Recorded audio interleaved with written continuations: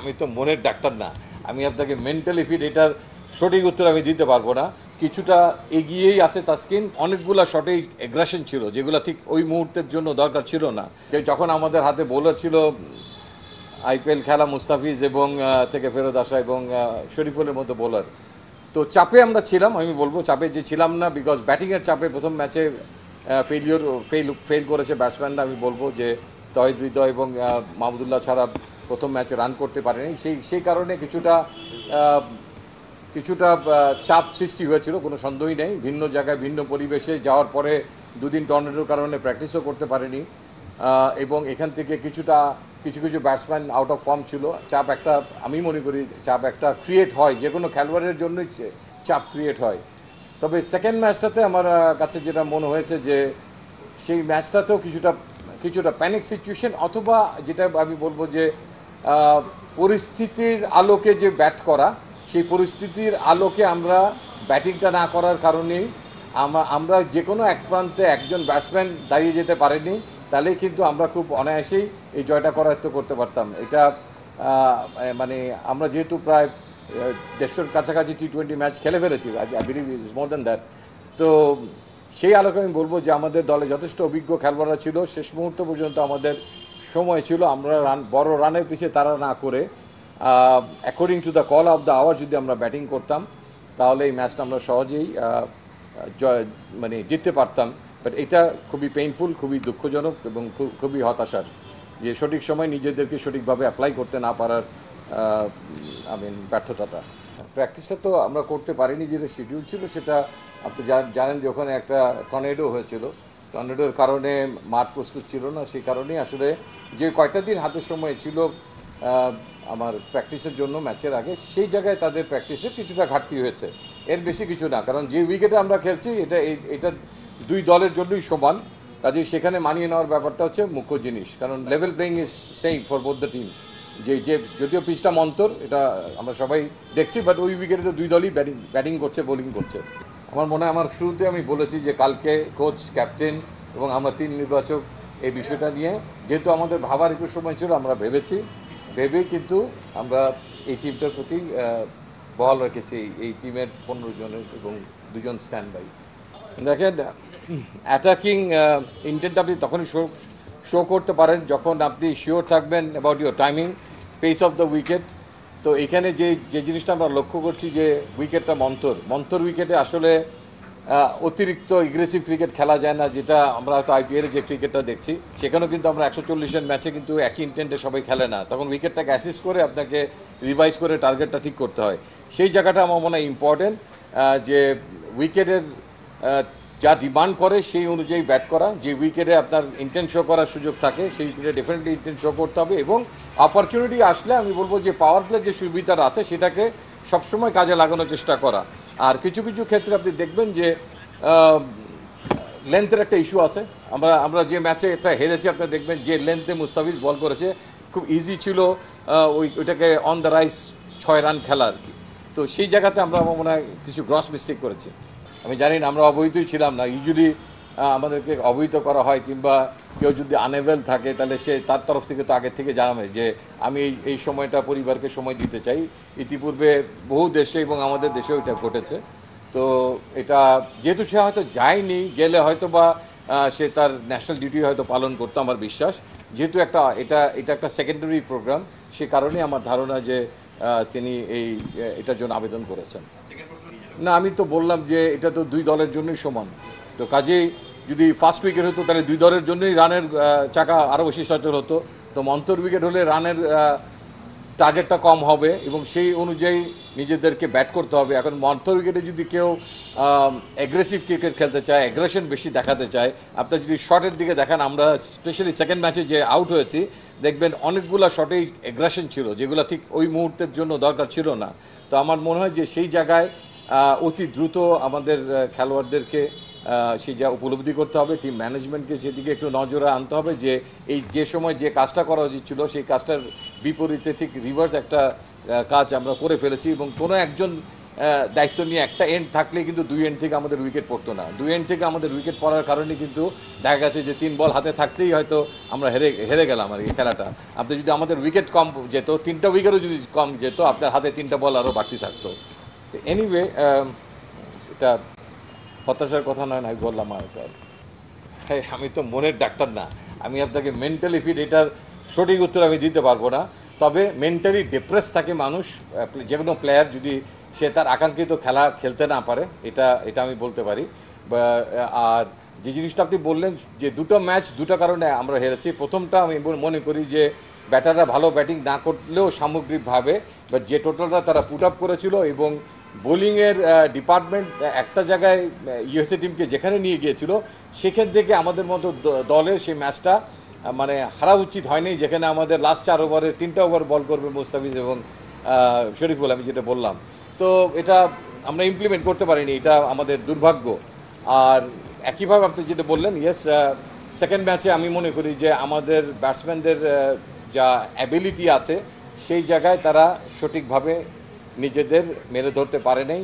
খেলার যেটা আমি আপনাকে আবারও বলছি যে কল অফ দ্য আওয়ার যেটা থাকে, আমার চাহিদা যদি এখন 4 ছক্কার থাকে তাহলে আমাকে সেদিকে ধাবিত হতে হবে। আমার চাহিদা যদি থাকে যে আমি সিঙ্গেলসের উপরে খেলবো, 2 ওভারে 1টা কিংবা 2টা বাউন্ডারি হলেই আমি আমার আকাঙ্ক্ষিত লক্ষ্যে পৌঁছে যেতে পারবো, সেই সময় সেই স্ট্র্যাটেজিটাই নেওয়া উচিত ছিল। আমার মনে হয় যে সেই জায়গাটাতে আমরা হয়তো ভুল করে ফেলেছি সেই জায়গাটাতে। মূল আসরে তাহলে কি অপেক্ষা করছে আমাদের? মূল আসরে ডেফিনেটলি আমরা একটা সময় পাবো, এর মধ্যে আরেকটা প্রিপারেশন ম্যাচ আমরা খেলবো এবং প্রত্যেকটা খেলোয়াড়, প্রত্যেকটা দল, প্রত্যেকটা দেশ, প্রত্যেকটা মানুষ আশা রাখছে যে দল যেন ভালো করে, এই প্রত্যাশা আমাদের থাকবে।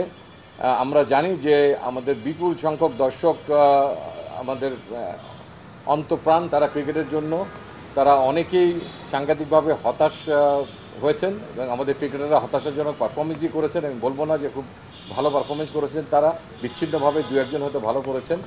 তো আমার বিশ্বাস যে যে কয়েকটা দিন আমরা ট্রেনিং করার সুযোগ পাবো এবং দুটো ওয়ার্ম আপ ম্যাচ খেলার সুযোগ পাবো বিশ্বকাপ শুরু হওয়ার আগে, সেখান থেকে বেটার উইকেটে খেলার সুযোগ পাবো। আমার মনে হয় আমাদের আইসিসি ওয়ার্ম আপ ম্যাচ যখন আসবে, এবং আমার বিশ্বাস যে তারা তাদের আস্থার জায়গাটা রিগেইন করতে পারবে।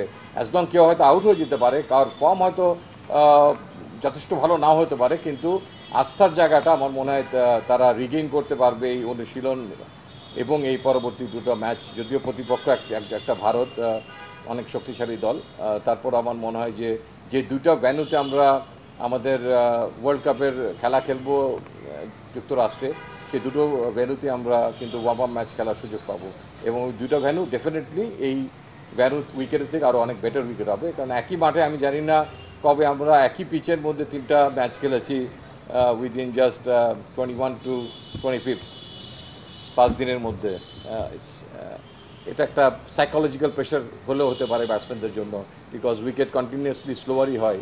মানে একই উইকেটে যদি আপনি 5 দিনে 3টা ম্যাচ খেলেন, এটা এটা অনেক দলই রাখে পৃথিবীতে, সেটা সেই সেশন থাকলে মন্দ না। ইতিপূর্বে আমি দেখেছি এর আগে মনোবিদরা কাজ করেছেন আমাদের জাতীয় দলের খেলোয়াড়দের সঙ্গে, তো এটা থাকলে মন্দ না, আমি কখনোই বলবো না যে এটা খারাপ।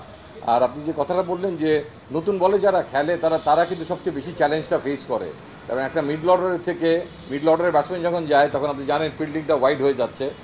আর যখন নতুন বলে তখন বলের শাইন, বলের মুভমেন্ট, আপনি দেখেছেন আমাদের শরীফুলও মুভমেন্ট পেয়েছে। তো নতুন বলে কিন্তু দুই দলের বোলারই মুভমেন্ট পায়, তার উপর সিঙ্গলস নেওয়ার জায়গাটা খুব ক্ষীণ হয়ে যায়, 9জন খেলোয়াড় ভেতরে থাকে, অন টপ খেলতে না পারলে একটু লো বাউন্স উইকেটে এটা একটা প্রবলেম হয়ে যায়। সেই একটা চাপের মধ্যে ডেফিনেটলি আমাদের ব্যাটসম্যানদের পড়তে হয়েছে, যেখানেই খেলুক নতুন বল ইজ বিট চ্যালেঞ্জিং। যে কারণে আপনি কোনো দেশই ইউজুয়ালি এই স্পেশালাইজ জায়গাটা এখন কিন্তু মেকশিফট কাউকে দিয়ে শুরু করে না, একান্ত নিরুপায় না হলে। একটা সময় আমরা লান্স ক্লুজনারকে দেখতাম, মানে আমাদের বয়সী যারা আছে, যারা ওয়ার্ল্ড কাপ দেখেছেন, এই প্রথম পিঞ্চ হিটার বলে একটা শব্দ আসলো ক্রিকেটে, যে পিঞ্চ হিট করার জন্য তিনি নাম্বার 3-তে ব্যাট করতেন। আমি শিওর আতিফ অ্যান্ড যারা সিনিয়র আছে তারা জানে। তো আস্তে আস্তে কিন্তু সেখান থেকে ক্রিকেট সরে গেছে, এখন যে রোলে আছে তাদেরকে কিন্তু মেন্টালি মানে সেই জায়গাটা জন্য প্রিপেয়ার থাকতে হচ্ছে। আমরা পার্শ্ববর্তী দেশের বিরাট কোহলিকেও দেখেছি যে তার উপরেও একটা কিন্তু চাপ এসছে যে স্ট্রাইক রেট বাড়ানোর জন্য। তো তারা হয়তো ডিফারেন্ট টার্গেটকে লক্ষ্য রেখে ক্রিকেট খেলে, বাট আমরা সেই পর্যায়ে যেতে পারিনি। বাট ওপেনিং অলওয়েজ কিন্তু আমরা অনেকেই মানে আমি বলতে শুনছি যে মেকশিফট দিলে দেখেন বিপিএলে 8টা দল খেলে, 8টা দলের যদি 3টা করে আমরা ওপেনার ধরি একজন রিজার্ভ সহ 24টা ওপেনার এখানে পার্টিসিপেট করে, যে 24টা ওপেনার থেকে যদি আমরা জাতীয় দলে নিতে না পারি সেখানেও যদি আমাদের চিন্তা করতে হয় মেকশিফট কাউকে দিয়ে আমরা করবো, আমার কাছে মনে হয় it's not a very good practice. I mean যে জায়গার চ্যালেঞ্জ দিয়ে যে খেলবে তাকে সেই জায়গার জন্যই সেখান থেকেই সিলেক্ট করতে পারলে সেটা ভালো। হ্যাঁ, মানে সব নিয়মেরই ব্যতিক্রম আছে, কোনো না কোনো সময় সেটা হয়, বাট আমার মনে হয় ইউজুয়ালি এটা হওয়া উচিত না, গড়পড়তা এটা হওয়া উচিত না।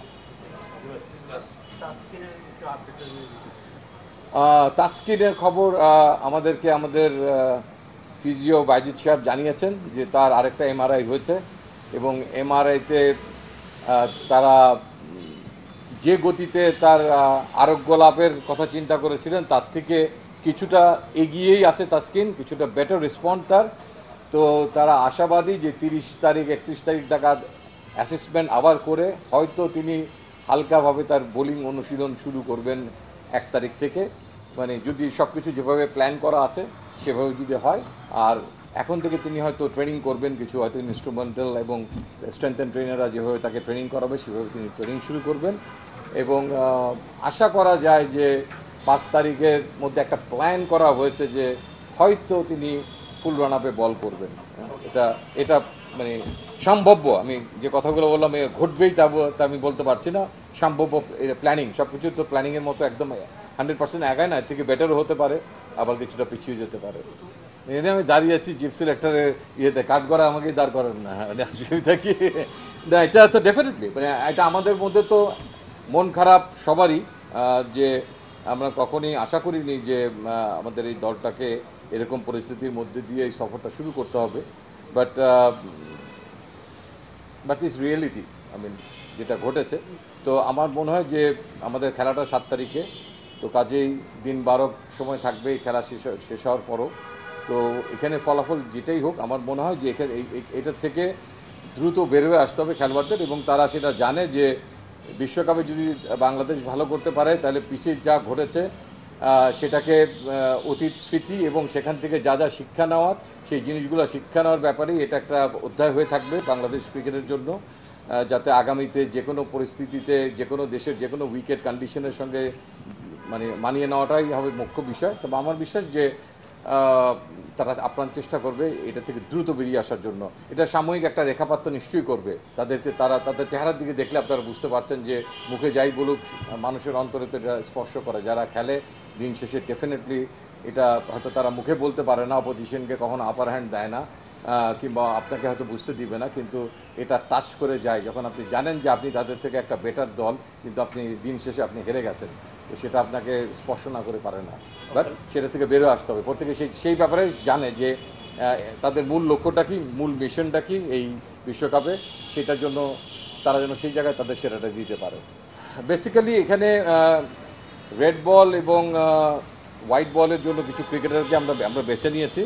স্পেশালি হোয়াইট বলটা হচ্ছে এই T20 বিশ্বকাপের জন্য একটা স্ট্যান্ড বাই স্কোয়াড, যেখানে উপরের দিকে এনামুল হক বিজয়কে রাখা হয়েছে, যদি লিটনের কোনো ক্রাইসিস হয় তাহলে যেন সেই উপরের দিকে যেতে পারে। নুরুল হাসান সোহানকে রাখা হয়েছে, যদি জাকির আলীর কোনো সমস্যা হয় তার জন্য ব্যাকআপ হিসাবে। এখানে সাইফুদ্দিনকেও রাখা হয়েছিল, দেন সেখানে খালিদ অল্টারনেটিভলি সাইফুদ্দিন 10 তারিখের পরে জয়েন করবে, so that he will be in our list as well. তার পাশাপাশি খালিদ, যেখানে ইমন আছে, নাসুম আছেন সেখানে, অ্যান্ড মেহেদি মিরাজ আছেন, থাকবেন সেখানে, যেটা আমি টুর্নামেন্টের আগে যেটা বলেছিলাম সেই আলোকে। অ্যান্ড আমরা নাসুমের কাছ থেকে একটা চিঠি পেয়েছি, তিনি ঢাকার 4-5 দিন করতে পারবেন না, তিনি জানিয়েছেন তিনি জন্ডিস রোগে আক্রান্ত ছিলেন। তো আমাদের মেডিকেল টিম সেটা দেখভাল করবেন, এবং তারা মনে করলে তিনি হয়তো 1 তারিখ থেকে মানে সামনের মাসের শুরুতেই যে সিলেটের সেশনটা হবে সেখানে তিনি জয়েন করবেন। এবং আরেকটু আপনাদের গাতাতে জানিয়ে দিই যে তাইজুল আমাদের লেফট আর্ম স্পিনার, তিনিও কিন্তু তার যে ইঞ্জুরিটা হয়েছিল শ্রীলঙ্কার এগেনস্টে বাম পায়ের নিতে PCL-এ, তো সেটার থেকে আমরা ভেবেছিলাম তিনি হয়তো রিকভার করেছেন, তাকে একটা ম্যাচ আমরা খেলতে দেখেছিলাম, একটা অথবা দুইটা ম্যাচ হবে ডিপিএলে। বাট আমরা আমাদের ফিজিওর সঙ্গে আলাপ করে একটা ফিডব্যাক যেটা পেলাম, সেখানে আমাদের আশান্বিত হওয়ার মতো আসলে কিছু নাই। তিনি ব্যাক টু ম্যাচ দেওয়া হয়েছে অ্যারাউন্ড 13 তারিখ অফ জুলাই। সো অনেক লম্বা একটা ডেট। বাট তিনি আমাদের হয়তো দলের সঙ্গে পরবর্তী পর্যায়ে রিহ্যাব এবং ট্রেনিংয়ের পরবর্তী পর্যায়ে যোগ দিবেন। আমরা হয়তো এই দুজনের জন্য দুজন খেলোয়াড়কে হয়তো ইনক্লুড করে নিব যে দলটা ঘোষণা করা হয়েছে। Thank you.